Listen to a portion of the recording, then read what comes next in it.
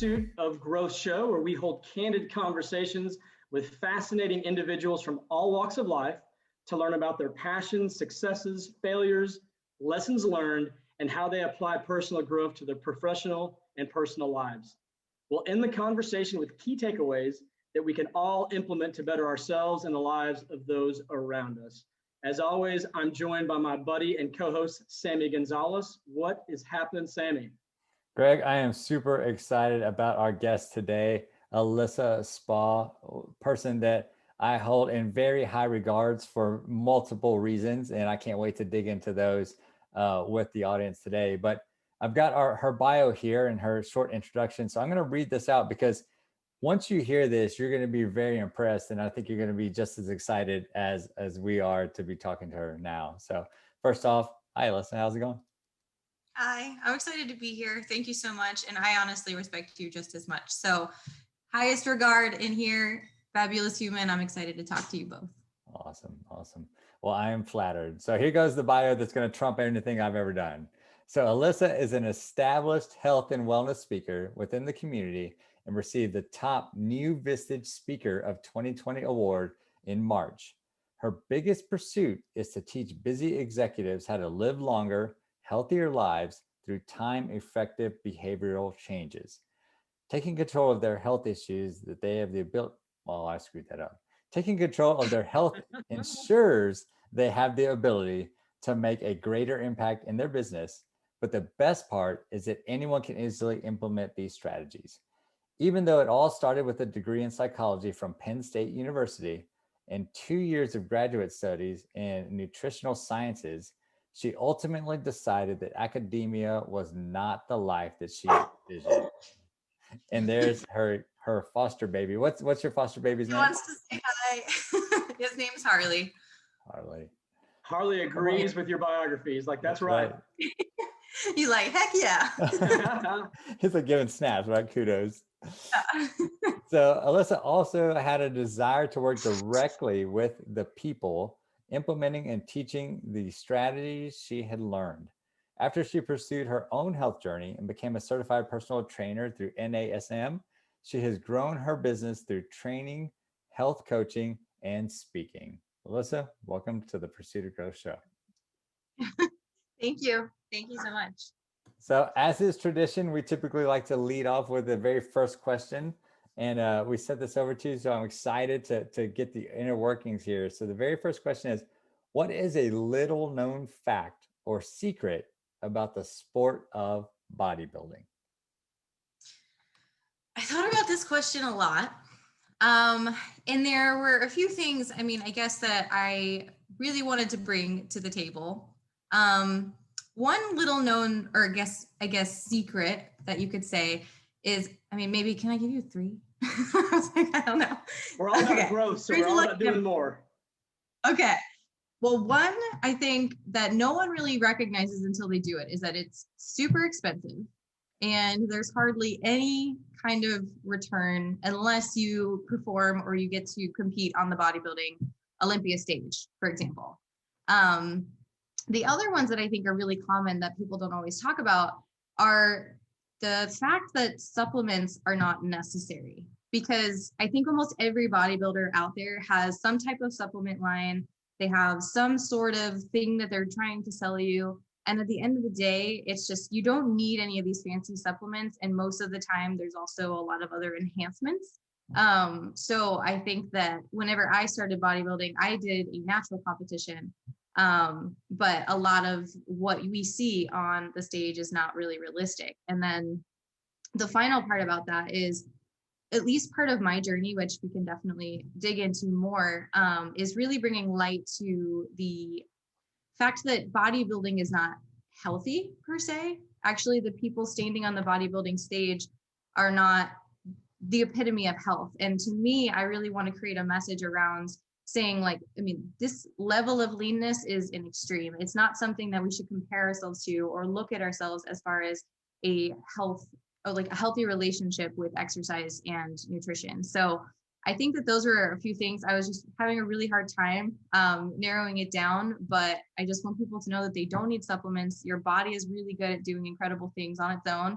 And also that as far as health is concerned, there are so many other amazing things about your health that have nothing to do with the way that your body is perceived. That's a great question. You touched on something there about the supplements aren't necessary, but I think it also goes back to that very first point that you made, that there's not a lot of I guess return in the bodybuilding world, right? Unless you get to that top level.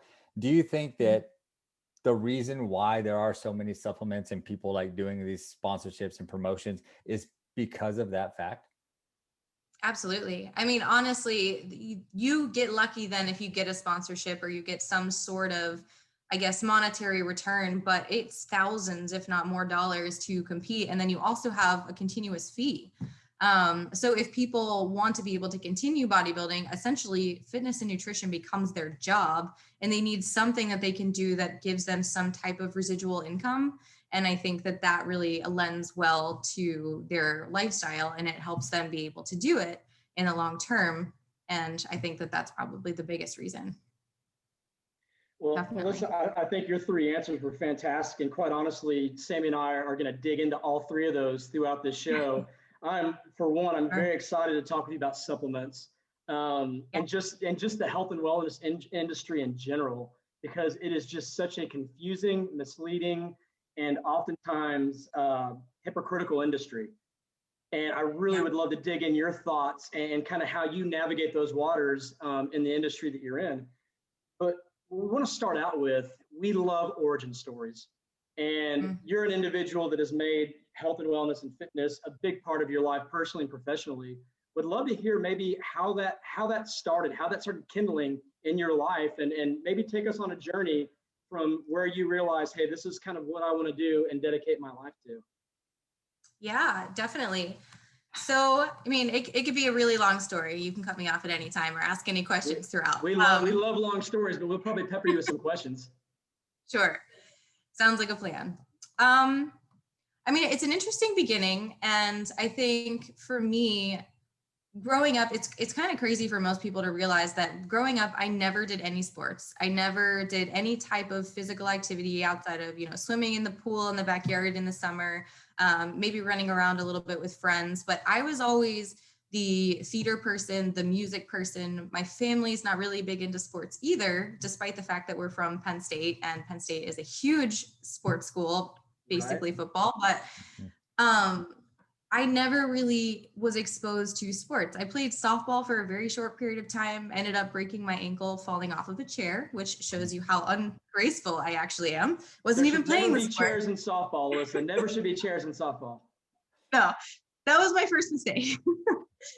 But I think, so I didn't get to finish out the season. And after that, I just continued with, I did musical theater all through middle school, all through high school, did choir, all that kind of stuff. And that was really my safe space for a really long time. But I think that there was always this like begging insecurity that I never addressed, whether it was me feeling like I needed to make a change or, recognizing that I didn't really feel good anymore. So there was somehow a switch in my mind. Maybe it was being afraid of losing some of these things that I had in college and no longer having an outlet. I mean, when we leave college, there's very limited opportunities for us unless we pursue a music career, which Greg, I know you're also a musician as well.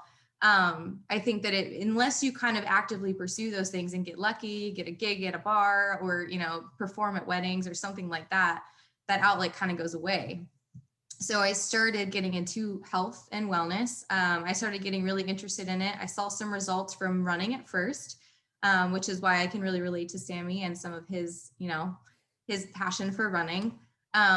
But ultimately, I realized that the look I was going for, or what I thought was going to create success or make me feel like I had been successful at this, was this look that I didn't have just from running.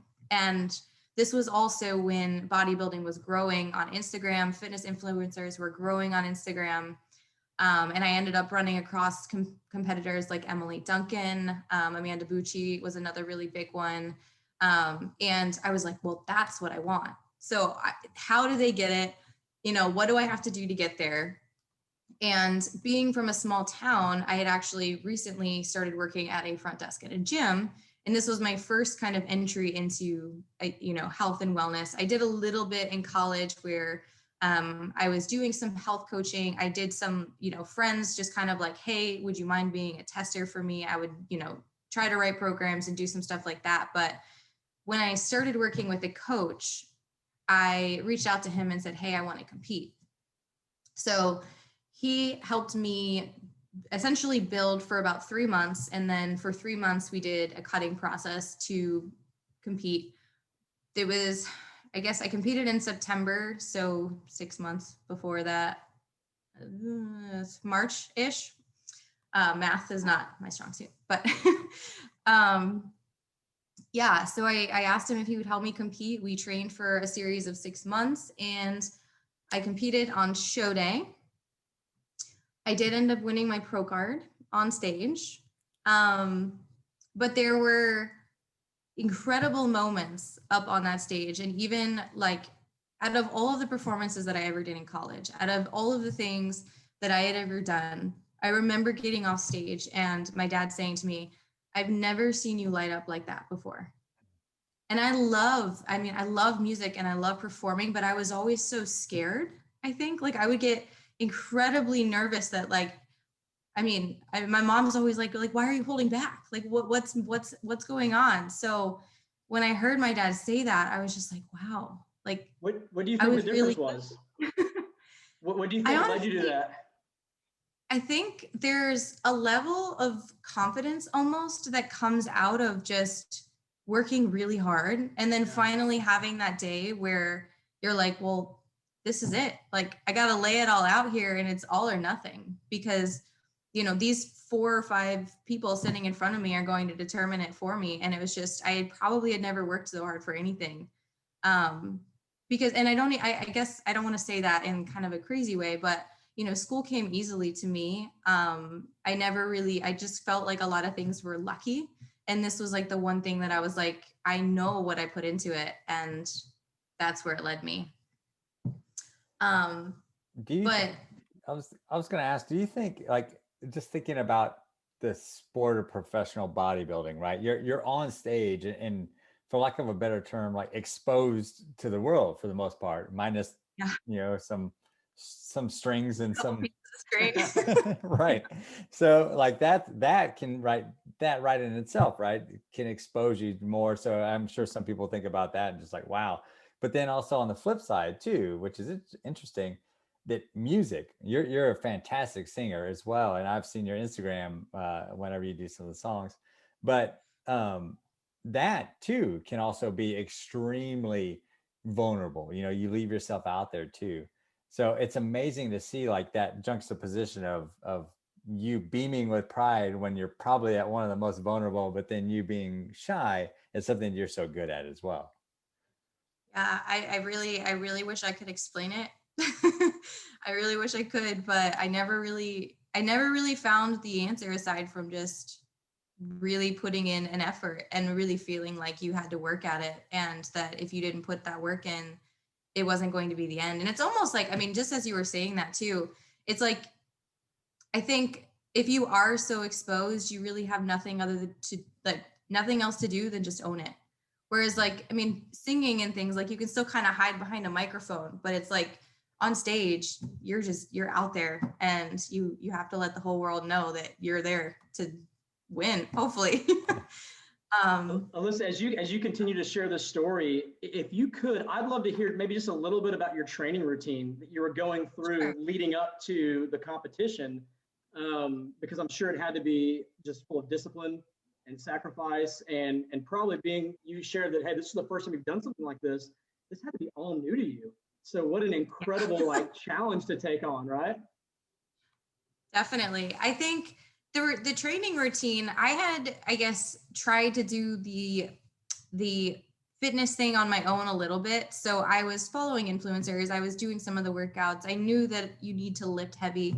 But one thing that I really learned through my coach, and I think it's starting to become more and more prominent in the field now, was that, I kind of continued to progress throughout my training into the show. Whereas a lot of people, they'll almost stop lifting heavy.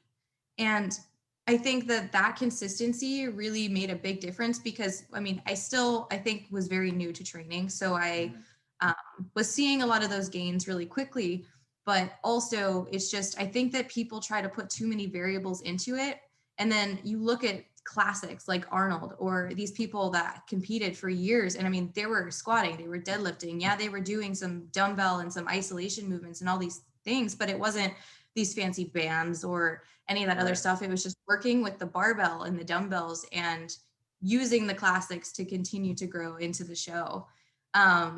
But I think one thing that I really learned, and this is partially going to lead me into, I think, what I created, I guess, as my outlook as far as what I wanted to do for a living beyond this, is while I was competing and while I was prepping, it's very, very isolating. And people really get tired of hearing you constantly talk about, my meal prep, or, I'm hungry, I'm crabby, I'm, all these things. People are just like, everything is about competing, and you can't go out to eat with your friends. You can't have a drink. You're in the gym at least 6 days a week, depending on what's going on. And I think it's really hard. It's really hard to isolate yourself. And the only people you really talk to are the people that are also kind of crazy about this sport in the same way that you are. Which it does, I think, really support. There's a huge community and there's a lot of people to connect with. But I really realized very quickly that I couldn't live like that for the rest of my life. Yeah. But my two biggest takeaways for anyone as far as like competing is just stick to the basics. And if you are competing, get a coach, someone that can be an outside eye, and also a very intuitive and maybe empathetic coach. Because I was very fortunate, but there's a lot of coaches out there that don't really understand the emotions and the roller coaster that goes into competing, and also the physiological side effects of competing as well. So I think that kind of helps. But I guess through what I learned in all of that was, I realized that I didn't want other people to start to see some of the circumstances or consequences that I did after competing. And I think one of the biggest things that happened to me is, especially being a woman and competing, I think we forget how much it impacts us hormonally. And a lot of women actually lose their menstrual cycle. So I think once that happened to me, I started recognizing that, hey, especially because it was almost 6 months after I competed and there were still things that were wrong, I started to say, hey, something is going on here. I'm not sure what it is. And I wanted to try to understand it in myself. You go to the doctor and they're like, oh, well, we'll put you on birth control. And I said, well, I don't want to do that, because if I do that, I'm not going to know that my body is healing naturally, or that it's performing the way that it's supposed to perform. And I had other women kind of like reaching out to me, asking me, can I compete? What's your story? How can I do what you did? And I essentially just started talking to these people more and more about my experience hormonally, and then also emotionally. And there were, I think, in the extreme of bodybuilding, you become really hard on yourself. And throughout the process, I started to engage in behaviors that had not lended well to my emotional or physical health. And I think, I didn't want to just bring this up right off the bat, but I think many people don't recognize how disordered some of the bodybuilding space is. Mm-hmm. So I learned from my experiences, and it made me even more passionate about sharing what happened to me, so that I could then share it with individuals and say, hey, these are the things you need to be prepared for if you choose to compete. If you are ready for that, I am here for you. I will support you. I will be whatever you need. But at the end of the day, I just want you to understand how much goes into this and what could possibly happen. I feel like that was all over the place, but no, that was really good. You covered a lot, because I think one of the things that so many people think about whenever they're looking at a new routine, right? So, and I would say, and I say this candidly, but bodybuilding is that extreme, right? You're pushing your body to the extreme. You're getting extreme results. It. You can argue that it's healthy, not healthy, whatever, right? So it's on the very far end. So many people understand. When they start a new routine, they say it's hard, it's difficult, right? And so many people give up. But when you're pushing your body to that hard and that far, I think it's really easy for people to not remember that all of this goes along with it too. And so all that taxing that you're doing every single day, 6 days a week, like you mentioned, the food prep, everything, but then also that emotional roller coaster. So it's no surprise to me that it's like an all-encompassing. Our body is one, right, with our mind, and so that really doesn't surprise me. But it's pretty interesting to hear you talk about it as well. Yeah, I mean, I honestly, one moment that I think really sticks with me, and just as far as how challenging it can get is, I mean, I never liked to tell my coach. I mean, there were definitely days that I didn't want to go to the gym, but you still show up, you still do all these things. But I just remember one day, the very last thing I wanted to do was a Bulgarian split squat. And being a bikini competitor, it's one of the most common exercises that we are given. And I remember like standing at the squat rack for probably 30 minutes. I did my warm up and I'm just literally standing at the squat rack doing whatever I possibly can to distract myself. And I just remember like breaking into tears and I couldn't control it. And I was just like, okay, this is a day, this is that breaking point. And I don't think I'll ever forget that, but I remember emailing my coach and I said, I'm sorry, I couldn't do it today. And luckily, he was like, it's fine. Like one day is not going to hurt you, take a day, maybe we'll do a refeed today. You need something, you're working really hard. But yeah, I mean, your body pushes back as hard as it possibly can. But it was a good moment in the sense that it taught me a lot and you had to kind of learn how to handle it.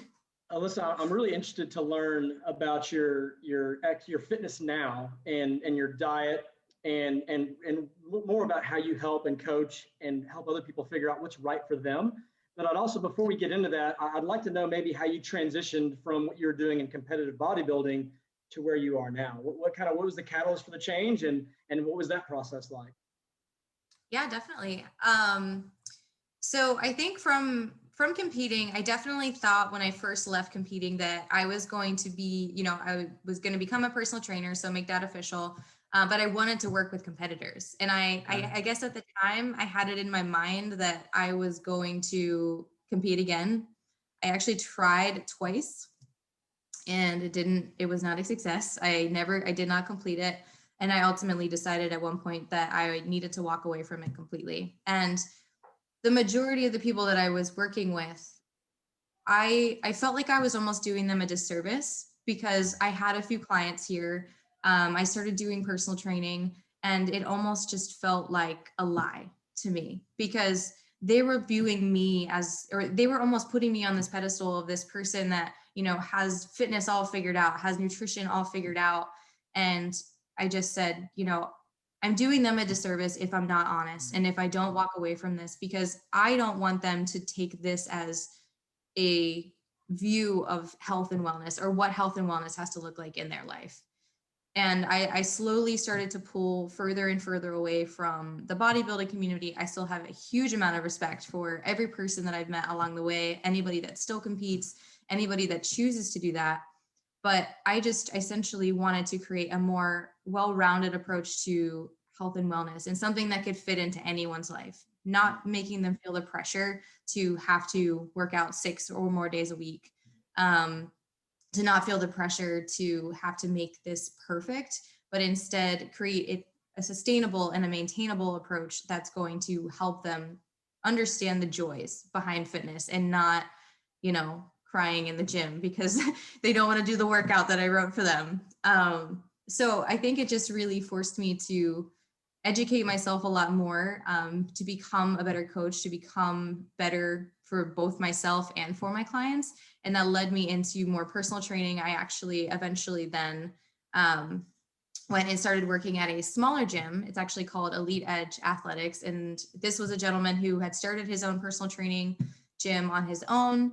And he was finally looking for an extra employee to kind of help him. So he was outside of, I did a little bit at like Orange Theory. I did a little bit at Anytime Fitness, some of those commercial based gyms, but that was where I think I really found a love for personal training, because some of the people that I met there, it was just an amazing community.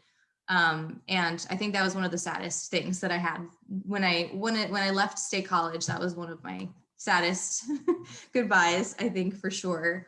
But luckily we're still connected. We're actually right now we're working on trying to create more wellness programs out of what we learned together. And we're hoping to roll some of that stuff out soon too. But yeah, I think at the very core of it, it was just, I wanted to set a better example. And not that that can't be a good example. It just wasn't the example that I wanted to set anymore.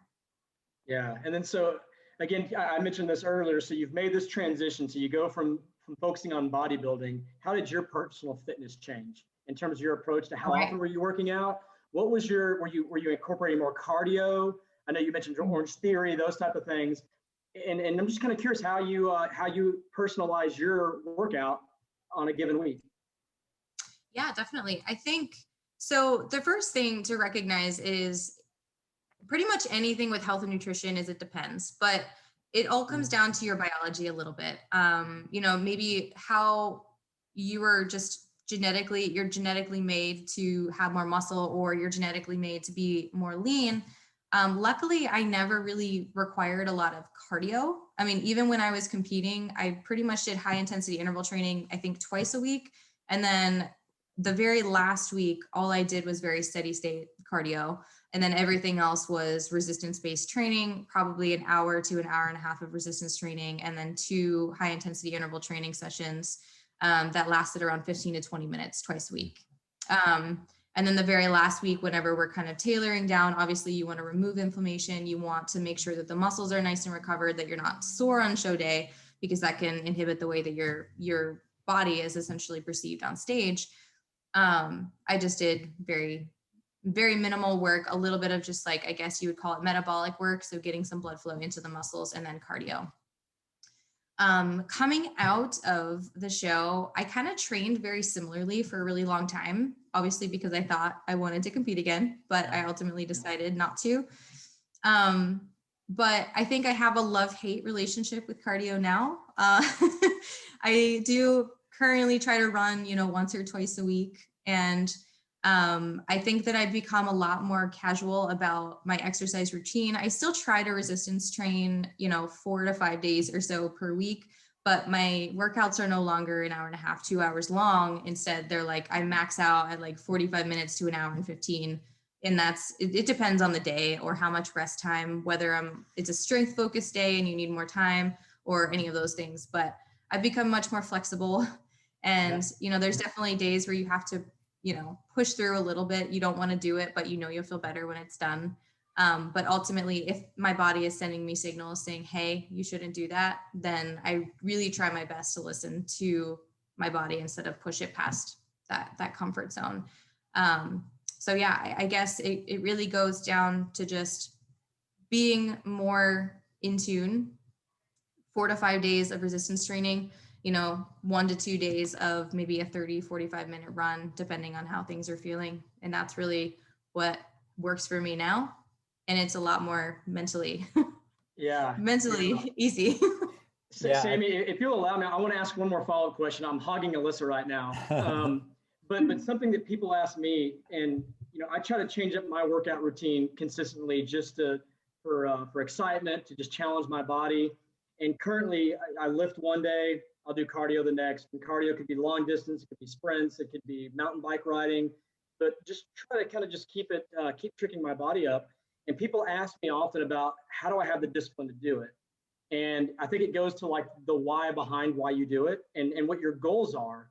And so I'd be curious to ask you, even now, what is your why? And what are the goals behind your workout? Like when you mentioned there's some days you're kind of like, I've just got to fight through it. It goes back to that mental thing Sammy was talking about. Just share a little bit about how you process that. Yeah, I mean, I'm actually kind of curious too. As far as like do you train that way just because you get bored and you want to keep it, you want to change it up, or do you feel like you kind of switch, by a month, or like what does that look like? I'll come back to my why. Yeah, so it's interesting. So I think it's a little bit of all the above. So it does help me to just keep it fresh, keep exciting, something new. What's interesting is I love long distance running. And when I say long distance running, I'm talking about like 3 miles. I'm not talking about like 10 to 15, right? So my version of long distance is subjective, right? And then I like sprints because I just love the HIIT workout. I love the way I feel afterwards.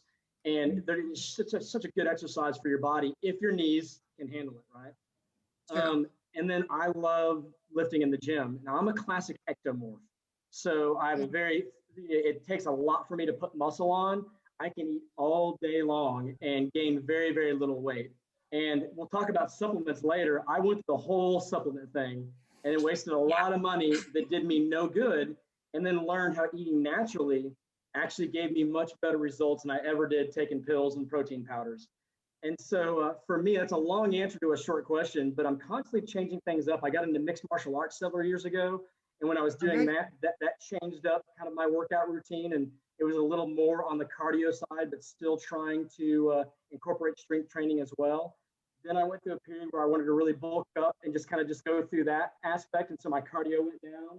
So for me, my why is just, I understand how good I feel when my health is at the pinnacle of what I can make it to be. Sammy was an individual that got me really focused on my diet. And when I did that and combined those two things together, I just feel amazing. I'm 43 years old and I feel better than I ever have in my entire life because I think of this commitment to diet and exercise and just other health and wellness practices. So that's my why.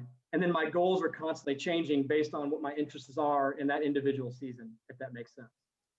Yeah, definitely. And I think that's actually, I was literally just going to say that, I think a lot of people have this view of health and fitness that they have to choose an avenue and kind of like stick in it forever. But we really do go through seasons and, throughout our life, we're not going to work out the same way. And I think that that's where people ultimately get stuck, where they get bored. And I'm just like, well, go take a yoga class or, go do, MMA for a week or, go try CrossFit or like try something different from what you're doing and see if you can kind of light that spark again. I mean, I'm a habitual person all the way. Like, I mean, the majority of the time I like my routine. I'll write out, 4 weeks of workouts and, I'm kind of like on my routine. But at the end of the day, I know that I need to like switch things up and I need to keep my body just, healthy in a well-rounded way and not just lifting. But I think that does obviously bring me back to my why. And I will always have a very special place in my heart for resistance training. Like I mentioned, running and sprinting, I actually just recently started sprinting a little bit with my girlfriend, but she's much, much better. She did track in college and all these things. And I'm always like, crap, I'm terrible at this. So I never want to do it, but it does feel so, so good. And even resistance training for me actually gives me that endorphin high. I know if I, don't feel like working out, or if I'm sitting, trying to do work in the afternoon and I haven't worked out that day, I'm like, you know what? I'm just going to go. I'm going to go out. I'm going to work out because I know I'm going to come back and I'll get over that hump and I'll be more productive. I'll be more creative. I'll have that blood flowing in all the joints and all the muscles in my brain. And I just realized how much more confident and strong and, powerful it makes you feel, whether it's, just getting out and saying, you pushed through and you did something that was good for yourself. Or maybe you have an active goal where you're trying to get stronger and you pull a PR, or you notice that you are seeing physical results and changes in your body. You're feeling better. You're having more energy. You're more focused. You're sleeping better. And there's just a lot of things that play into it. But that would be my ultimate why, is just, I know what an impact it has made in my confidence and my strength. And I want to be able to share that with other people. There are so many things that, the two of you really just talked about that I was actually just sitting back and listening, because it just, it's amazing to hear from two people that have really had fitness, be a major part of their life. Recently, my background story is I've always played all the sports, but I never liked the lifting or the running or the cardio part. I just liked playing the games. Like I wasn't one of those people that particularly like practice. Now, I liked practice when it was fun practice, but not when it's like, okay, go run sprints. That wasn't it. But there's some weird trick that happens in my mind, at least, and I think it's in both of y'all's, that feeling you get about 15 minutes after. It's when all those chemicals just load your system after that workout, especially a good workout. And you just feel different. I mean, that happened to me, I think it was yesterday. And I run consistently. I run about 3 days a week. And I do like Peloton or mountain bike 3 days a week as well. I typically only have 1 day off. But I don't know what it was like yesterday. It was like I had drank like 7 cups of coffee in one gulp, because I just felt so good. Like I was productive. Everything was just firing on all cylinders yesterday. I did.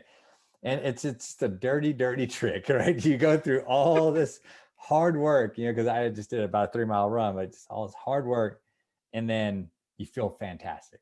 So again, it just kind of, it's that spike that you get every single time. And I think that's what a lot of people, when they first start, and this is a question for you, when people first start, I think that they don't know about that yet.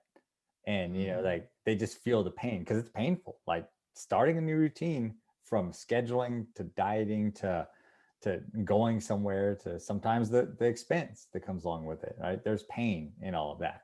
You have to make that sacrifice. But let's look at it from somebody who's just starting out, somebody who's like looking to adjust their lifestyle. Maybe it's a diet or start a fitness routine. What's some of the advice or tips that you can give them just right off the bat, if they're like listening to this saying like, I'm listening because I want to start this new life? Yeah, I think it is tough a little bit, because we have all kinds of personalities out there, right? There definitely are those people that just want to hit the ground running. They're all in. But essentially, I know that there's always that period of time where you're going to lose steam, or maybe you're not seeing exactly the types of results that you want, whether it's not quite the plan for you, or there are other things kind of getting in the way. One trick that I have discovered, and it's probably not new, I've heard some other trainers mention this too, but one thing that I always do is I kind of ask someone when I sit down with them, and maybe they've never really worked out before, the fitness and nutrition is completely new to them. And I ask them, okay, well, what is realistic for you? Like we'll just use working out as an example. How many days a week do you see yourself working out? And, they might say, 5 days a week. And I say, okay, great. Like, it sounds like you're really excited. We're going to get a plan that works really well for you.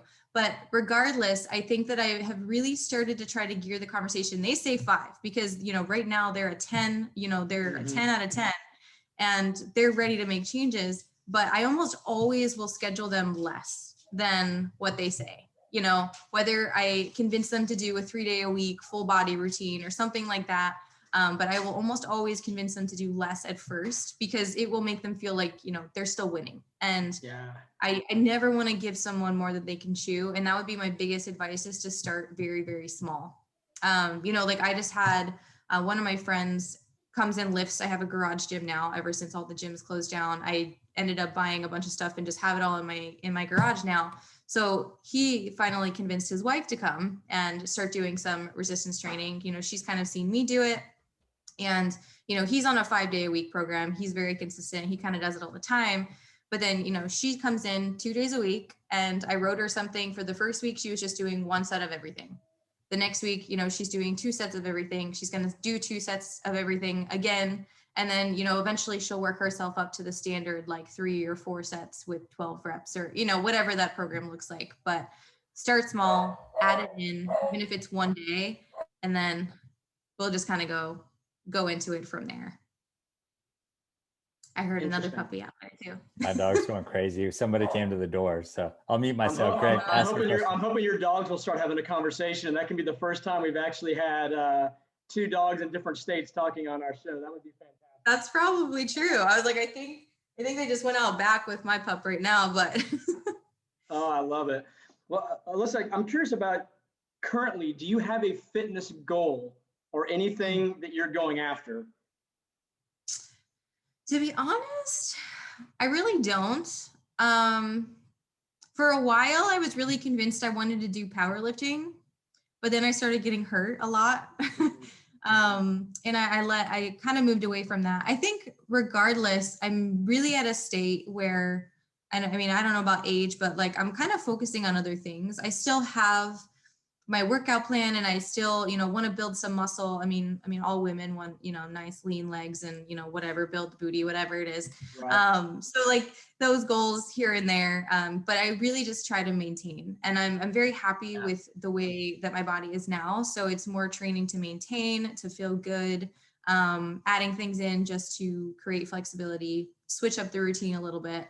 But yeah, I mean, I guess I probably should. For a while, we were actually doing like Spartan race training. So that's on my list right now, which was kind of a combination of some resistance, some sprints, some long runs. I think the longest one was supposed to be 90 minutes. And I was like, that ain't gonna happen. Yeah. But yeah, so that's something that has been on the radar, but we haven't quite bit the bullet yet. I'm gonna challenge you on something, and I will hold you accountable, and you can hold me accountable. So okay. I had a buddy actually challenge me to do what's called the Murph challenge with him. I'm not sure if you're familiar with this or ever heard about it. Yeah, and I didn't know it came from CrossFit or what it was, but essentially you do a 1 mile run, you do 100 pull-ups, you do 200 push-ups, 300 squats, and then a mile run. And then if you really want to be serious about it, you do the whole thing with a 20-pound vest on. And so I'm not sure if my first go around, I'm going to add the vest or not, but I told him I'm going to do it because I was kind of like, okay, if we're going to be honest, guys, that's pretty easy. Well, I did my first run through kind of practice. And yes, I've had to now sit down and write out a plan of how I'm going to accomplish this because I've got to do it next month. So I'm going to commit to you that I will pull this off if you'll commit to Sammy and I, and you'll come up with whatever challenge you want to take on. You come up with something, and then we'll update on our social media channels, and we'll put it out there, and we can just talk and say, hey, this is what the challenge is. This is what my challenge is. Sammy, you take a challenge too, and we'll put it out there, and we'll all go after it together, whatever it's going to be for each of us. All right, gosh. Well, then it has to be one of those like measurable, sustainable, or what is it? Specific, measurable, goals? Attainable. Yeah. Realistic, time efficient. So yeah, I don't know. I mean, I feel like I should probably do something within like running, because you never know as far as like strength levels. If I set like a goal to like deadlift 300 pounds, I mean, I was really close. I think my last max was like 285, but that's been kind of like an overarching thing for a really long time. I don't know that I could get to that. Yeah. But maybe I can try the Murph challenge too. Ooh. Because I've been wanting to. But so my question is, can you break it up though? Because like I probably can't do more than like 5 pull-ups at a time. So it's going to have to be, like 5 pull-ups, 10 push-ups, 20 squats, and like kind of do that. Now, I'm not a CrossFitter, so people listening to this that are into CrossFit may start screaming at their screens right now. But my understanding is absolutely. So like the way that I'm going to put it together, and that's part of my training plan, is to figure out the next couple of weeks, what's my rotation going to be? So I'll do the 1 mile run. Then is it going to be, 10 pull-ups, 50 push-ups, 30 squats? How am I going to adjust that? That's the part I'm going to figure out, because, there was a time when I was training really hard in pull-ups, I was able to do 40 pull-ups. And then I couldn't use my arms for the rest of the day. So that's not realistic. But for me, doing 40 pull-ups, I don't weigh a whole lot. So it again goes to our body style. So I'm going to come up with some routine of how I go through it all. And then the goal will be to try to do it between 30 and 35 minutes, I think. But I've got to come up with something realistic on, is that even a number that is attainable, right? So it goes into the SMART goals you just talked about. So it's going to be fun to put this together and go after it. So if you're up for it, I would love for you to take this on, and we can spur each other on as we get closer to it. For sure. I mean, I think that the pull-ups, it sounds like you're really good at pull-ups. Those are my worst, absolute worst. And I think it's almost because, and that's one funny thing about bodybuilding too. And maybe I should have said this, but I think people know this more now, is the fact that just because you look really big and strong doesn't mean you actually are big and strong. So I actually think that my muscles got bigger than my, body weight brute strength. So pull-ups have always just been so challenging for me. So it might take me an hour just to finish the pull-ups. I don't know. If it makes you feel better, it may take me an hour to do the air squats. See, those are great for me. Not for me. I got a lot Can of we work just to be do. on a team and like do it together, and then I'll do the ones that you aren't good at? And I'll just And- run. Like I'll just do the running part. Yeah, you got the runs, exactly. Dude, we've got the perfect trifecta right now. I love it. Exactly. I can't tell you how many times in the gym, like when I was working out pretty consistent with some weight training, like a modified style CrossFit, I can't do a pull-up. I have tried, I've worked on, I've used the bands, I've done all, I mean, I can do it with the bands, but that was one of my goals, was like, all right, knock out 3 pull-ups. I'm just so built, like I'm built like a reverse pyramid. It's like my legs have the power, and then that's it helps me in mountain biking and it helps me in everywhere else. But that's where like one of my goals, like we talk about like having those seasons of fitness. One of my goals, like I've run consistently, I've done the long runs, I've done all that kind of stuff. But now I kind of got bored and burnt out with like that 3-mile 5K kind of thing. You know, it's fun. I'm more of a social runner when it comes to those. Like I'm just there to like enjoy it. But I'm really interested in, this is something Greg heard me say a couple of weeks ago in a meeting we had, was that I'm really more interested in changing more to that resistance training, to add in some more weights, to also do more functional strength. Like, so this is embarrassing and I'll admit it right here in front of all of our audience, but we were having a little dip of a freeze coming over, and I'm a very rudimentary urban farmer. So I plant cucumbers, I've got some zucchini, I've got some tomato plants, some cantaloupes, and some jalapenos. So the freeze was coming, right? So I was like, okay, I need to carry these pots in. Well, bring in all the pots. Well, the tomato pot is bigger. It's like a half barrel looking thing. So there I go. I reach down, I grab it totally. And I knew I was doing it, and it was so terrible. I just lift with my back, like this whole thing. I go and set it down with my back. And I walk over into a meeting on Zoom with Greg, and I'm just like, I think I just messed up my back. I was like, and I turned 40 this year. And I told myself, I was like, I am not going to be that guy with the back problems at all. So functional strength and being flexible and being able to utilize more strength and gain more strength as I'm getting older is that new season of life for me. So I think, yes, I will take y'all up on whatever type of challenge, but I don't think I can do the pull-ups. I'll try, but I haven't been able to do one in 40 years. So, well, I can tell you this, that Brian Hargrove, the guy that challenged me, he does the pull-ups, and I forget the way that you frame it, but they're assisted pull-ups. I'm not sure how that works, if there's some kind of a band or something. But so in all these things, there's ways that you can, and if you want to modify your push-ups, you can do that. So it's not like you have to strictly go by, you know, this whatever hardcore rule book they have. It's just take on a challenge and go after it, right? I think this really leads us into a great segment that we wanted to touch on, because I think it's an important aspect of what you do and who you are overall, and that's your coaching and your speaking. We've talked a lot about your training, but let's talk a little bit about your coaching and speaking. And this is where I want to tell the audience about one of the most amazing things I've ever seen a human do in my life. And so Alyssa and I met while doing some coaching and wellness training to give speeches and to coach other people. So I'll let you dig into that a little bit more if you want to. But we were challenged by the person that set all this up. His name is Dan Miller. And there's in Colorado Springs, or just outside, there's a stair step. It's literally 0.88 of a mile, about 45 to, I don't know, maybe 60-degree angle of railroad ties. And these are like just giant blocks, like 12 by 12 inch blocks that are like stacked on top of each other, going up the side of the mountain. When you're driving up to it, you could see it, and you're just, and he was like, we're climbing that. I was like, we're climbing that? And I'm in running shoes, like, it's like, oh, and the sweatshirt. So, Me too. yeah, right. Yeah, you too. I think I had like cross trainers on, and I was just like, oh no. And mine were like the worn out ones. They were like super slippery, and it just snowed for like 4 days or something like that. So anyway, we go up there, and I was like, okay, well, I'm just going to take this nice and slow. I'm just going to get it done. I'm going to use my stick to it mentality.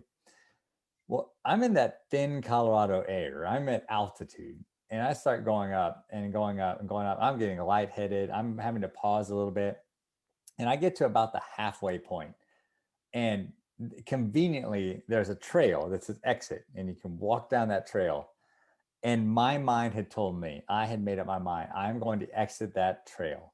But I will say, I saw you about maybe, I don't know, 15, 20 more steps up with Dan's son, and y'all were booking it. Y'all were just going step by step by step. I was like, oh, I will be so mad at myself if I don't make it. Don't give up. Don't get, I was like, and it wasn't like I need to beat you, but you gave me the motivation to say that it can be done.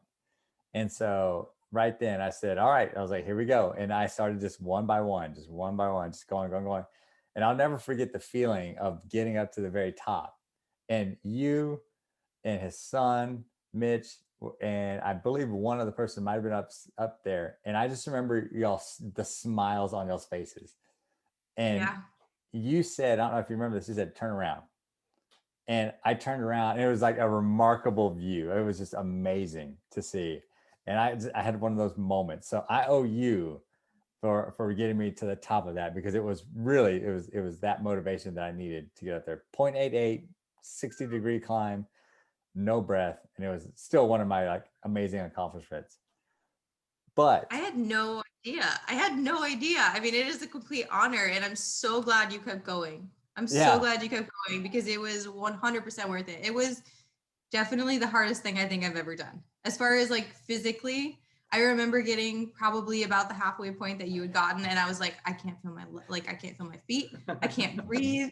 Like, I don't even know if my lungs are still working anymore. It's like everything's burning and your legs are burning. And I was sliding off steps because it was icy. It was so icy. It was like, I was more afraid we were going to fall backwards off of the mountain. So yeah, I mean, it's an honor. I'm so glad you finished it. Well, I'll wrap up this story so you can talk a little bit more about your coaching and speaking. But so going down I think was just going to be impossible. It was just too icy. It was too dangerous. It was steep. So there's a trail. It's it's 0.88 miles up, but then it's like, I think 4-mile walk down this like windy slope. Yeah, it was a lot longer than we thought. So we start walking down, Greg, and we're in running shoes, right? And cross trainers. And we're slipping and sliding and slipping and sliding. And I've never seen someone physically levitate until we were on this. We're walking down, and Alyssa slips, and I thought she was going out. My first instinct is just throw my hands out. I'm 10 feet away from her. I'm just like, oh no. Like, she goes, she slid off one side and slid down to the bottom. So it was like she just floated in midair. Now, granted, I was very delirious, but I still say that's the only time I've ever seen someone physically levitate in my entire life. Well, I think we need to really focus on this. So Alyssa, can you share how you've learned to fly? And maybe we can all kind of figure out like how we can incorporate it into our lives. I would very much like this skill. Low key, I have discovered Hogwarts. I mean, low key, a very huge Harry Potter nerd. So, I've learned all of my skills, but I mean, I remember being amazed that even happens, because there were so many times. There was actually luckily a gate along the one side. And I was just like, if there's anything I could possibly do, I need to make sure I can grab onto that gate. But I did not expect that to happen whatsoever. And the crazy thing about that was there was a guy, and I wish I could remember his name because I know Dan had said what his name was, but he would do that multiple times a day. And he was freaking booking it up and down, like 8 hours a day. He would just climb that mountain, come back down, climb that mountain, come back down. And he had done it almost like 1,000 times in a year. I mean, I want to say that, but I might be crazy.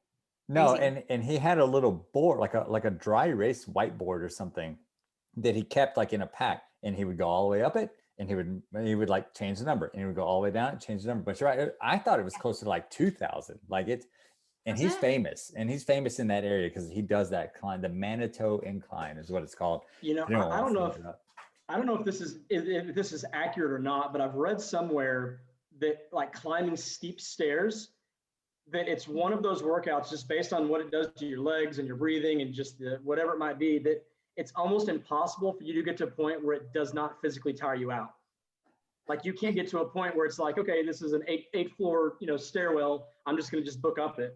But again, there are people that do have skill sets and strengths and whatever. And it sounds like this guy's one of them, but that's amazing, because I know for me, I climb 3 flights of stairs at my office every day, and I'm in pretty good shape. And every time I'm breathing hard when I get to the top. And I've done those stairs every day for the past 8 years. And I still get tired of them. Especially because you do high intensity training as well. I'm surprised. Yeah. Stairs, man, watch out. Like we all have that, what's that word? I can't think of it right now. My brain's blanking, but it's like basically that one thing that we're not good at. Oh yeah. I got a lot of them. I don't know what that thing is, but there's a saying. Well, speaking of something you're very good at, and yes. Sammy was leading us down this direction, how did you get into your business that you're in now, where you get to go around and not only speak about health and wellness, but you get to train and teach executives and CEOs, and you get to travel the country, or at least you used to, correct? Before, I guess, COVID happened and maybe getting back into that. So would love to hear more about your work and just the challenges and trials that come along with it. Absolutely.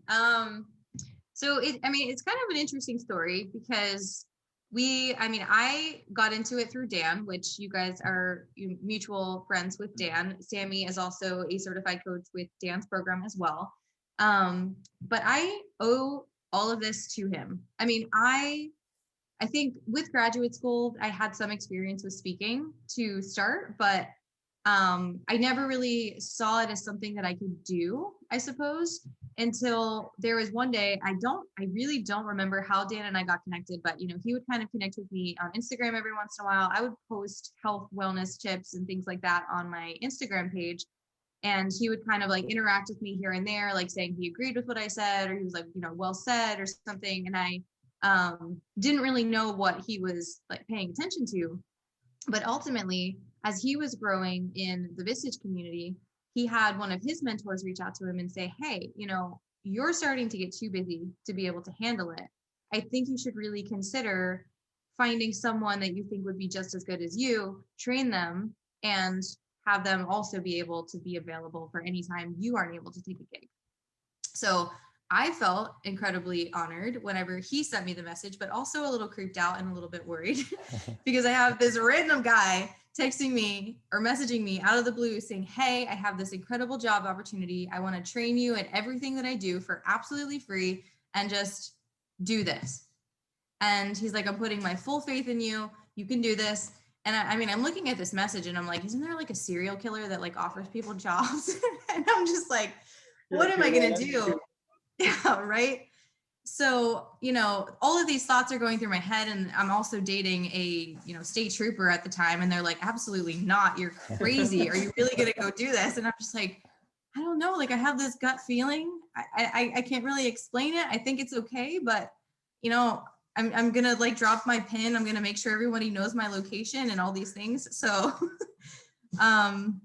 yeah, he literally sends me all of the material, and a lot of it I already knew. It was a lot of the things that I was already practicing and the things that I was teaching my clients, the things that I believed in myself. But he gave me, the reading material. I spent 6 months, I believe, doing the reading material. He did the presentation. I learned his presentation style, his process, the way he delivers the information. So much to the point that like I literally sat down and wrote it out verbatim, and that's where the outline comes from, that everybody studied. I think one of the biggest things that stuck with me, and I guess you almost take it for granted until it happens to you, but I didn't really believe in myself, but Dan believed in me a lot. And no matter what happened, I would get scared or I would get nervous. And he would just be like, you know what, Alyssa, you got this. Like, you're going to be incredible at this. Like, why don't you believe in yourself? So, he was that mentor that was just literally there 100% all the time. And he still is, no matter what. But he helped me get through my pro bono. So I got my scores, and then I kind of started doing it on my own, which he was basically like, this program is yours now. You can change this, you can add things, you can do whatever you want. So the presentations become a little bit more of my own. I've included my own studies, my own experiences, different things that I talk about with groups as well. But at the very basic level of the presentation, though, I think we all can agree on many of the things that are taught. And I think that I was very, very fortunate to be able to have the opportunity to teach this to people that are, high performing executives, because, they are some of these people that are making an incredible impact in the world. And if I can make an impact on them, then that's a huge win for me, because, whether they're changing someone's life through a product or a service or something like that, like I am allowing them, and then they're also sharing this with their friends, their family, their businesses, and things like that as well. So I really owe it all to Dan. I really do. He believed in me when I didn't believe in myself. And at this point, I'm just going to keep running with it as long as it'll take me. I think, especially after this award, after a couple of people I've met in the last couple months, actually, since I've been able to travel again, a lot of the business has been picking up. So I'm just really excited to see where it continues to go. Can you share just a high-level overview of what the program is? Yeah. So essentially, we talk about 6 topics in health and wellness, which I think are all very, very important, and they're laid out in a very strategic way. Essentially, we cover stress first, because first and foremost, if you aren't managing your stress, everything else falls apart. Right. Then we talk about sleep. We talk about water and nutrition separately. We talk about exercise. And then we also talk about some of that extra 5%. Technically, we call it anti-fragile, but some of those things that you can do to give you that extra edge. If you're already engaging in those healthy behaviors, what else can you do to give you that extra 5%? So this kind of falls in the lines with like cryotherapy or sauna use or any of those extremes that we practice, that creating just a small amount of chaos is good. Yeah. But throughout every single section, our goal has always been to give actions. So actions that you can take in each of these sections to hopefully start to live the longer, healthier life. I tell you, it's one of those programs that I'm just happy to be associated with. One, and you've been able to really do it. I know a couple of the other coaches have been able to do it too, is to take it even further than I've been able to take it at this current time. But it's a very basic plan, but it's not a simple plan, if that makes sense. Like it's basic in which like anyone can do this, but it does take a lot of mental fortitude. It takes the ability to want to change. It takes that desire. Like Greg and I talk about that in the book. Like the very first thing that you have to have is that desire to do anything. And a lot of health and wellness, it all starts here. And I'll be honest, I think that 80% of it, as just to use a round number, is all up here. When it comes to health and wellness and all of that as well. So when you're talking to these high-level CEOs or the people that are inside the Vistage community, what are some of the things that intimidates them? Like what are some of those things that they come to you and say like, well, I can't do this, even though they have that business acumen and probably that tenacious business mindset? Wow, that's a good question. I mean, one thing I did want to say is I do think that you are utilizing all of these things, whether it's in the physical speaking format, but everything that goes into your book, I think, is still a big part of this program. So, don't sell yourself short. Hopefully you'll be able to do more of it. And I have full faith. I mean, I remember us standing there practicing it with each other. And I think either way, I really hope that you use this information in that way. But as far as the executives, so things that they tell me that they can't do. Honestly, I don't even know that anyone's ever said that. I don't know if it's because they're too afraid, but I think, I don't know. I really don't know. I think the hardest one for many of them is probably the nutrition. And I think that almost goes for anyone. That's typically when people have the most questions. They want to find as many loopholes as they possibly can. But what if I have pizza just 3 times a week, right? Right. But I think everybody is very different. The most common changes that I think people make right off the bat are the sleep. So changes to their sleep, ways that they can sleep better, or trying to just drink more water. A lot of people probably also avoid the high intensity interval training recommendation, which I wish they wouldn't. But ultimately, I think that's a little scary for someone that's never worked out before. But yeah, I wish I had a better answer. No, that's good. And I think that's what I see the most. I mean, I try not to, and I've had to reframe my mindset when I'm talking to people, because when I was on my my personal journey. You know, I didn't ask for help from anyone outside of Google. I mean, I just Googled everything. I was like, nobody around me was achieving the results that I wanted to achieve. They could tell me how to do it. You know, I just didn't have that inner circle of people that were doing what I wanted to do. So I just did it on my own. So when I first started to see these results and see the effort putting in was really that, well, I was getting a lot out of that effort. I had a lot of instances where I said, you know, you should do this, or you should do that, or you should do that. So it came across a little condescending, but I was just excited. You know, I was like, look, everything I'm doing is so basic. You can do this too. And a lot of people, you know, were put off by that. So I think it really took me to understand, to learn, to coach and train and teach people, and being a little bit more subtle, because the instant I would say something, people would say, well, I can't do that. Or, well, no, that's just for you. Or, no, that's crazy. I got a lot of that's crazies quite a bit.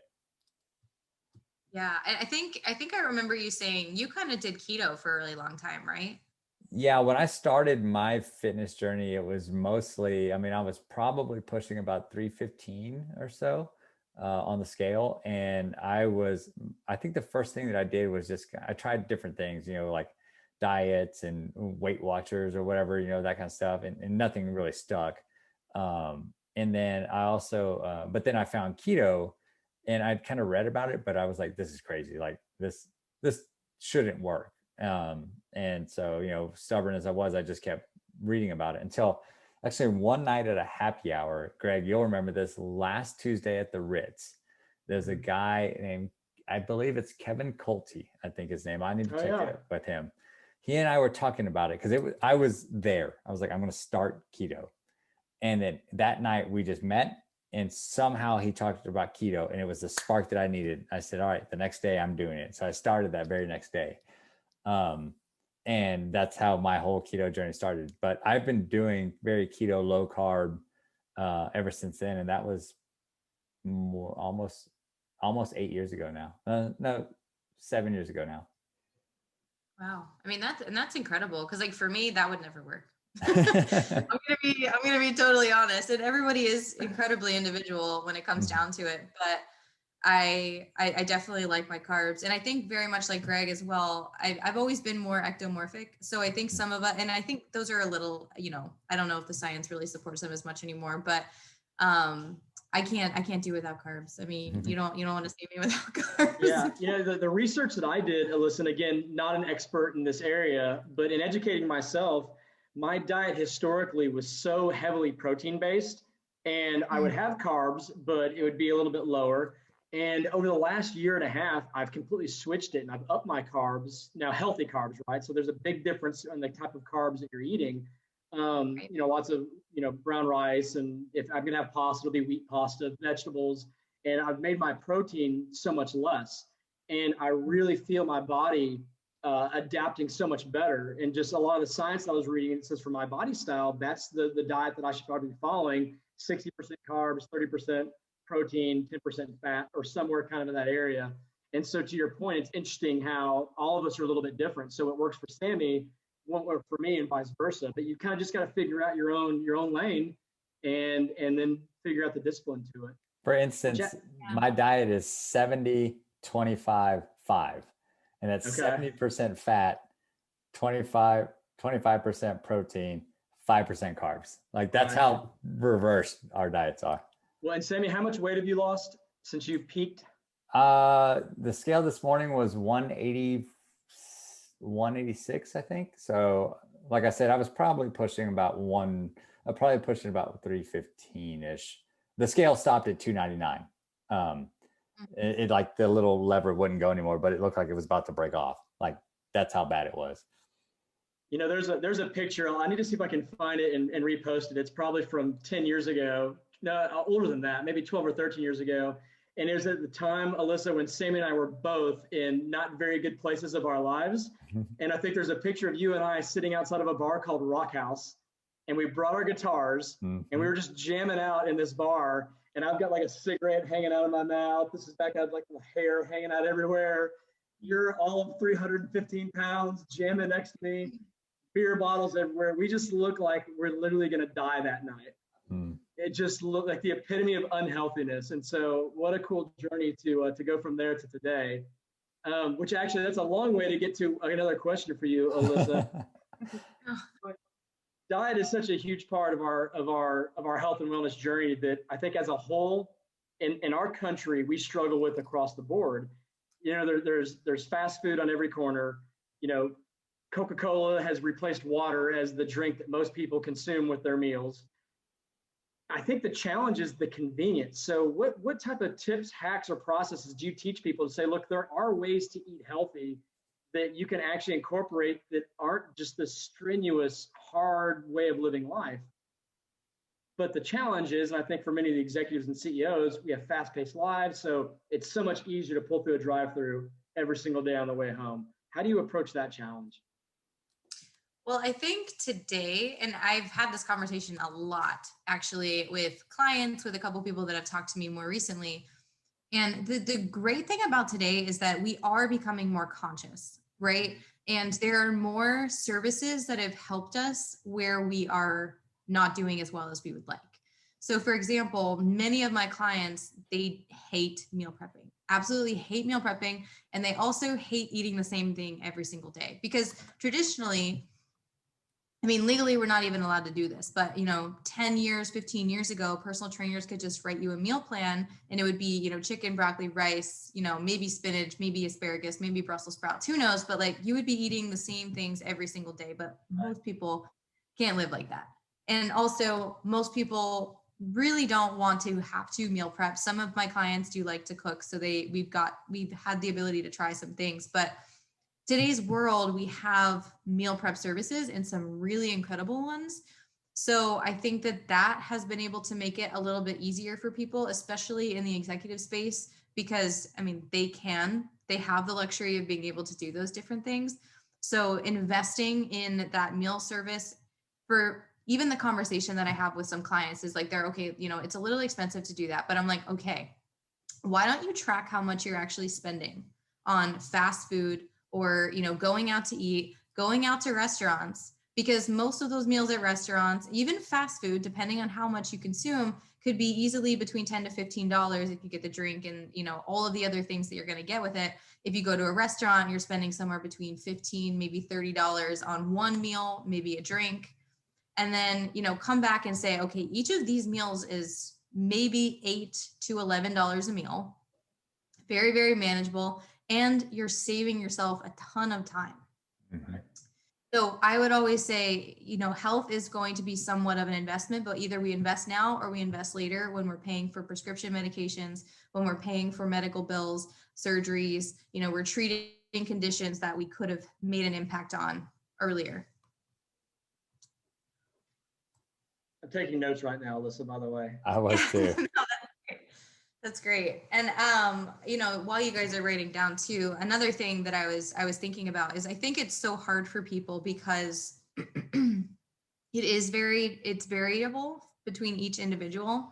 So a lot of people just don't have the patience to kind of sit with, okay, keto works well with me, or paleo works well for me, or, tracking macros works for me. I mean, dieting looks different for everyone, but they just want someone to come at them and say, like, this is it. Like, this is the way to do it. And I mean, nature does make it pretty easy. I mean, nature has given us millions of years of food, right? And all we really have to do is eat the food that nature intended us to eat, and we'll be just fine. But however your body responds best, whether it's higher protein, higher fat, higher carbs, that's going to be different. And you just have to trust that, give it a week or two, give it a month, try different things, and, try to understand what signals your body is sending you. We're just out of touch, I think. And, that's why, people like me, I mean, I have a job, I help people, I guide people, I try to make it as easy as I can. But at the end of the day, I just, I want to try to encourage people to have that patience and allow, I guess, grace and understanding for their body. So help me with this. So when we first started the show, you mentioned supplements. And sure. I think people listening to this show, we all fall victim to the trap of that little pill of whatever our goal is, to lose weight, to gain mass, to have more energy, fill in the blank. Talk to us a little bit about your experience with supplements and really what you've learned is actually a better solution. Definitely. I mean, so I'm not going to lie. I mean, one of the best, most proven supplements out there is just straight up caffeine. And caffeine in its natural sense is incredibly cheap. The only other one that I would say probably has a lot of evidence behind it would be creatine. But if you're eating enough protein, you're getting creatine, you're probably going to be just fine.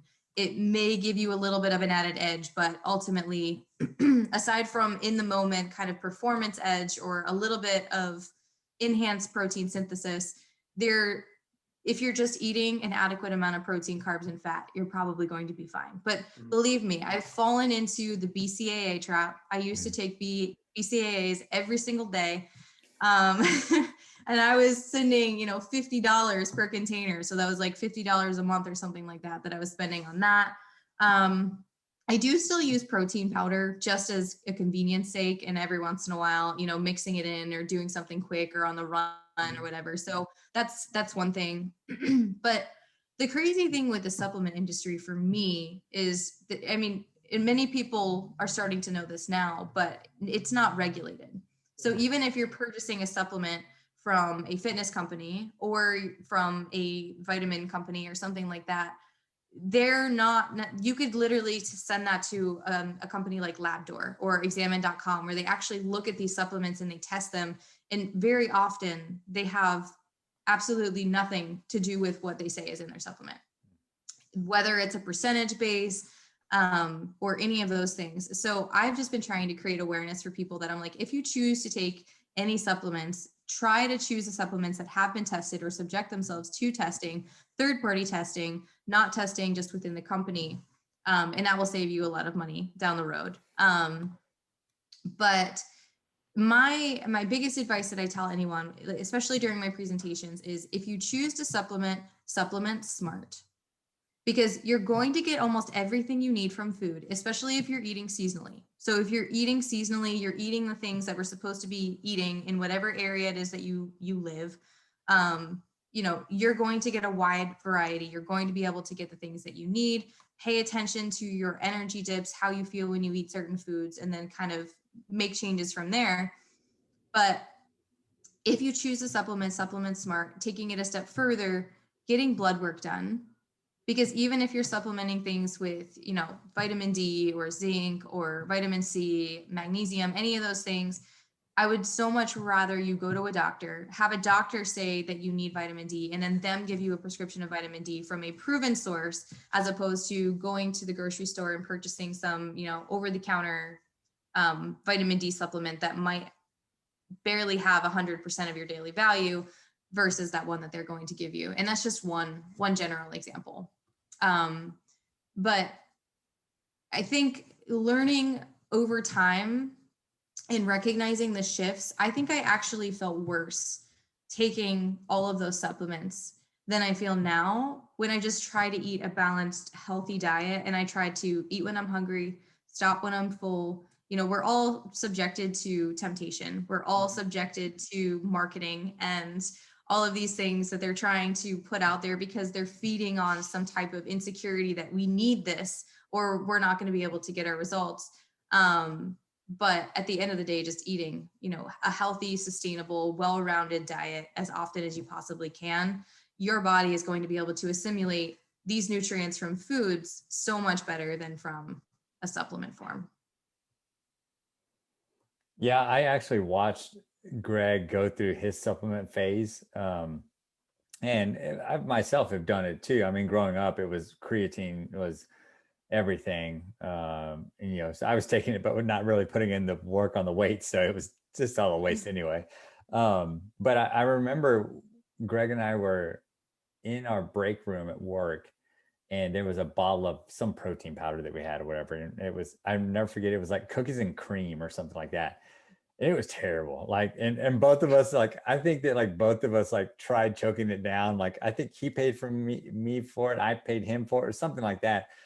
And I think at the end of the day, we both just looked at it like, what are we doing? And we just threw it away. But I remember the scoops and scoops of protein that Greg would put in all of this, remember that, like all of that. Oh yeah, protein well, you would and I use. love what Alyssa said. And again, there's protein powders that actually get results and that can do well, but you've got to do your research and not Yeah. just buy the one that's on the shelf that's convenient. It's got the big bold letters, improve your strength 15 times or whatever. Oh, that sounds good. Let me buy that.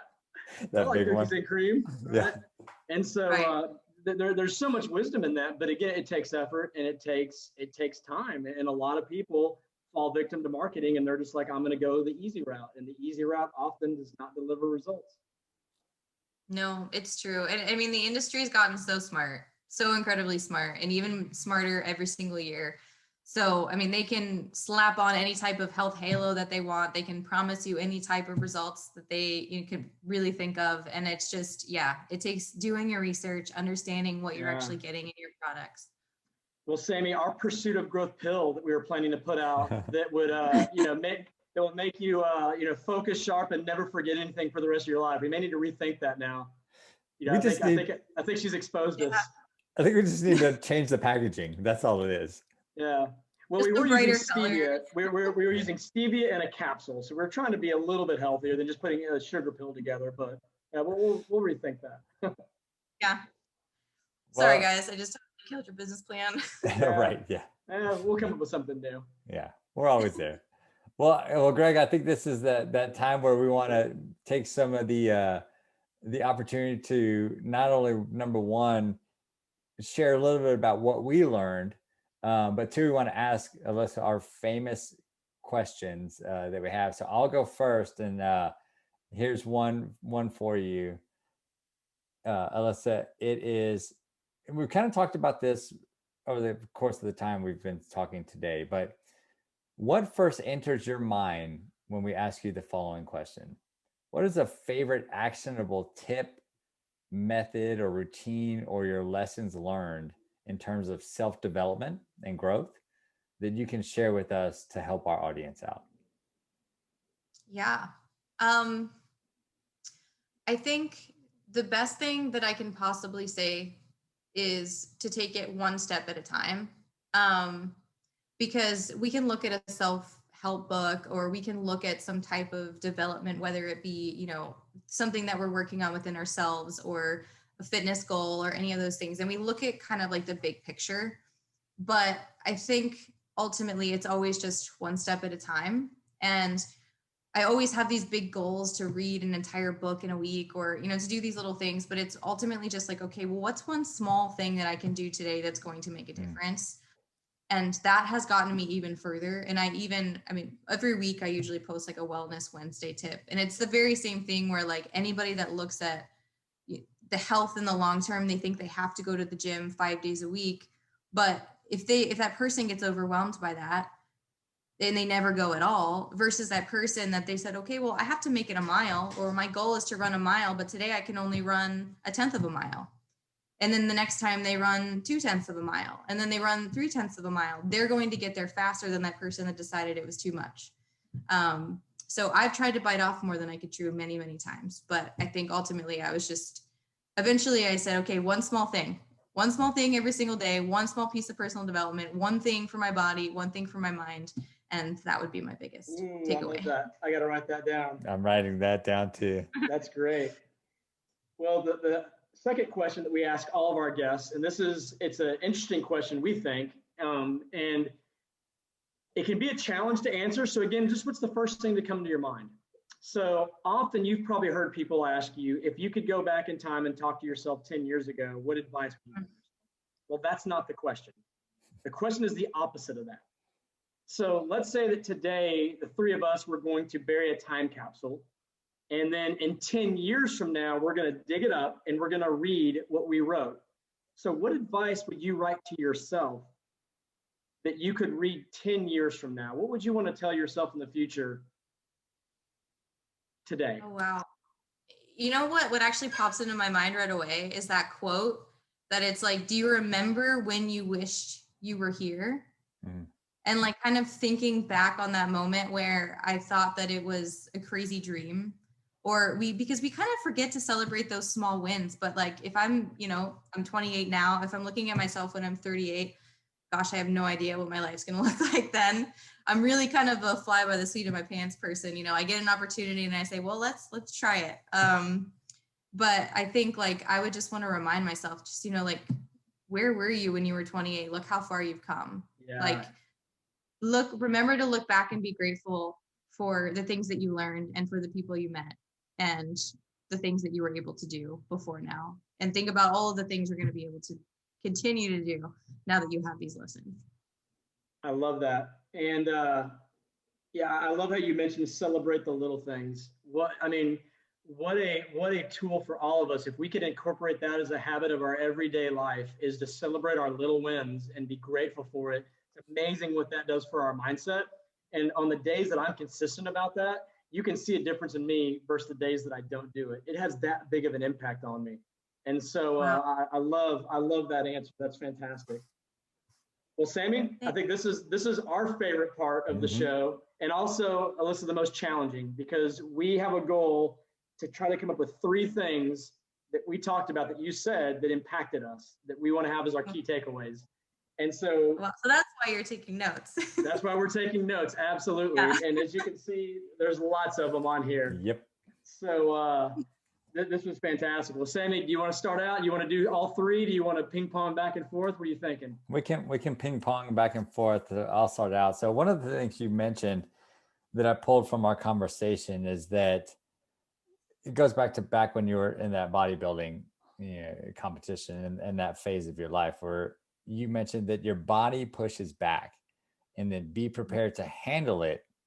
And I think that's a key thing, because we talked then about just even with basic fitness, your body's going to push back, your mind is going to push back, but be prepared to handle it. Get in that mindset and be prepared. I think that's something really smart as anyone that's not only starting, but then also someone that's, waking up tomorrow and starting again. Yes. Well, I love when we were talking about those days where you just don't feel like working out, or you're going to go through a challenge. You remind yourself that after you complete your workout, whether it's a full-on awesome grind it out, or hey, you just go through the motions, but you get it done.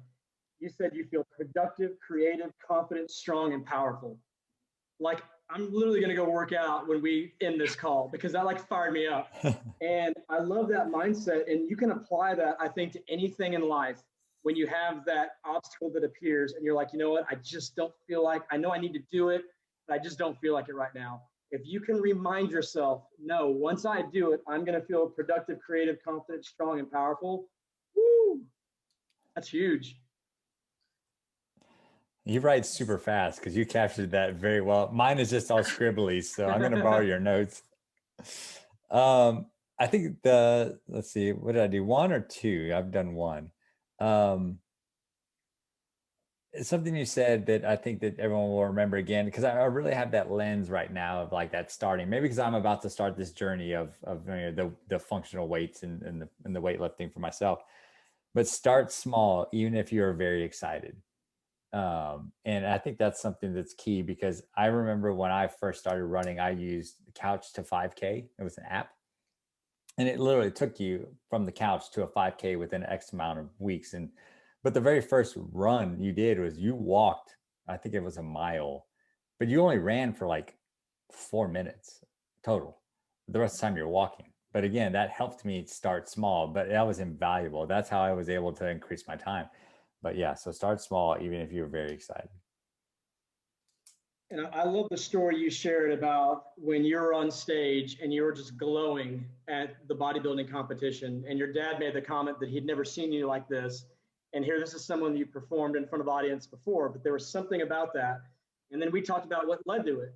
And you talked about your confidence that you had, and you were there and you just fully believed in yourself, but it was because of the preparation, and it was because of all the work you did. And again, that's one of those things that we can apply to every aspect of our lives. And Sammy and I have a saying, and we repeat it all the time: preparation equals separation. And it's something that I have to constantly remind myself. But when you do the preparation, that's where the confidence comes from. And I love that story. It just all came together for me. So I love that you shared that. And my last one that Unfortunately, I have to pick a last one because I've got a page full of notes. But You know what? Let's do an extra one each. Let's do 4.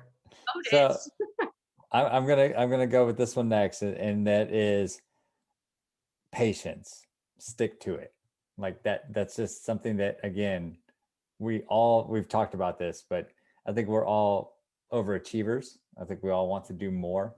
I tell people that, that old phrase, like, what's the best way to eat an elephant? Start one bite at a time. I've said, I think even on this podcast, that like I've tried to eat like 3 elephants at once before. And I'm guilty of that. So that patience and sticking to it, I think it just resonated with me quite a bit.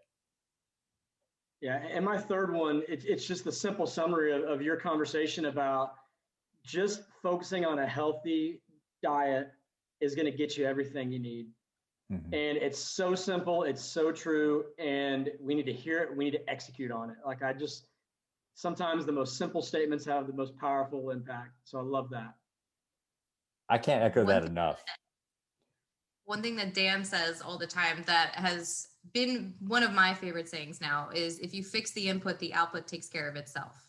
Ooh. And that's honestly probably one of the biggest things that I've ever heard him say that really stuck out to me and really landed well with me, because I think we all have those little ailments, but fix the input, the output takes care of itself. Our body knows what to do. We just have to allow it to do it. I don't think there's a better way to end that portion of those tips than taking one from our good buddy Dan Miller right there. Yeah. I think he just provided that one for us too. Well, I'll do one more that I wanted to share. It kind of will. It's actually almost. I'm going to be at 5, Alyssa. I'm sorry. I'm going to cheat. I love it going on. I'm honored you guys have many. I love invest now or invest later. Mm-hmm. That's huge, and it kind of goes along with what you just said with Dan. But the one that I wanted to end on, and I circled it because it made me think so much that I actually tuned out for about 30 seconds of our conversation, because I started thinking in my head about how it applies to me. But you talked about how what you really needed was when Dan told you that he believed in you, and that was the change. And think about in our lives when we've had such circumstances and we knew someone believed in us, just it gave us that extra push. So where I started drifting though was, who can I be working to believe in?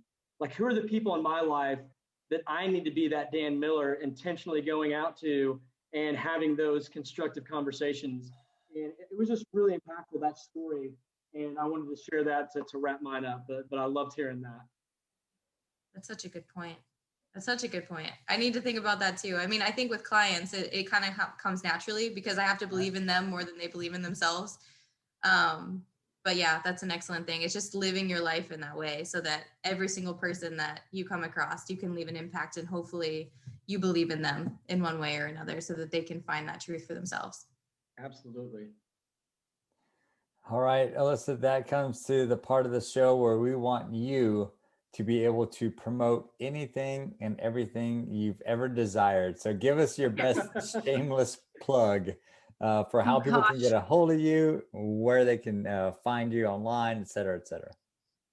Yeah, definitely. This is always like the hardest part for me. I'm almost like, I always like forget things because I like forget to celebrate those things. But the easiest way to get a hold of me, if you are interested, I do have my website. It is strengthinmindfitness.com. And if you want to follow me more on like a platform, I do have a free Facebook community group called Strength in Mind Community. It's searchable on Facebook. It's like Sammy is in it. Greg, I think I'm friends with you. I can throw you in there as well. Please do. But I just hope to create, I guess, a community of like-minded people that are also passionate about health, wellness, or at least people that are passionate about making small changes, right? Because I know that not everybody is going to believe in the fitness or the health component, but they ultimately are all lifting each other up. They're offering community, they're offering questions and answers and all of those things. There's also another really exciting thing, which I am actually going to be a published author. Congratulations. Yeah, I actually should have pulled him out of the box. I just got the box today, but it's essentially it's a series of authors. There was a gentleman that reached out to me. His name was Frankie Cruz last year. So basically when everything shut down, everything was quiet, he was working really hard behind the scenes to create a book with a ton of collaborating authors. And I did end up publishing a chapter in the book talking about social media, body image, and how people try to use social media as a motivation to engage in both health and wellness goals, and how it actually can work against us. So if people are interested in learning a little bit more about that, the book is called Unfit, Unhealthy, Unwell. And if they want to connect with it, I can offer them a link as well. I'm actually blanking on exactly where they can, but Unfit, Unhealthy, Unwell, it is Frankie Cruz primarily, and then a series of other authors, Ari Bernstein, which some people may have heard of him as well. He's a big name in the health and wellness space. But yeah, I think that kind of sums it up. Other than LinkedIn, Alyssa Spaw, that's me. Love it. Well, Alyssa, promise us that you're going to come back on this show, because I feel like there's so many things that we didn't even touch on that are going to be really, really fun to talk about. And again, congratulations on your book. That's incredible. Thank you. Thank you. I mean, I would love to, if you guys, I'd love to hear more about you guys and learn more about your lives. So, I mean, I definitely want to have conversations with both of you individually. I would love to come back. It would make me really happy to come back and talk more. Thank you both so much for having me. I feel like I'm just always like a nervous wreck. So I appreciate your patience in this with me. You did fantastic. And we even got a guest appearance by Harley. My dog was barking. We had an action-packed episode, I can tell you that much. But I was hoping you were going to jump up right here, but you didn't. Well, I tell you what, next time that we have you on, what we'll commit to having the conversation about business, about the books, and just about get a little bit more in depth about some of the other things, and then keep that fitness and mindset in the back of our mind as well. Because I think, again, like Greg said, there's so much more that we can talk about that's going to be fantastic. So will you commit to us to coming back on this show? I will commit to that. Nice. Awesome. It would be an absolute pleasure. Awesome. And then I would like to join your community, and I think that would be a great spot that we can put our updates on our Murph Challenge that we're going to be participating in. Yeah, for sure. Because if anybody else wants to do it, they said they were up for health and wellness challenges. So if we say we're in and we're documenting it, I think they'll join along. I love it. Well, speaking of joining along, you can join the Pursuit of Growth by visiting our website at www.livetpg.com, where you can also purchase our book.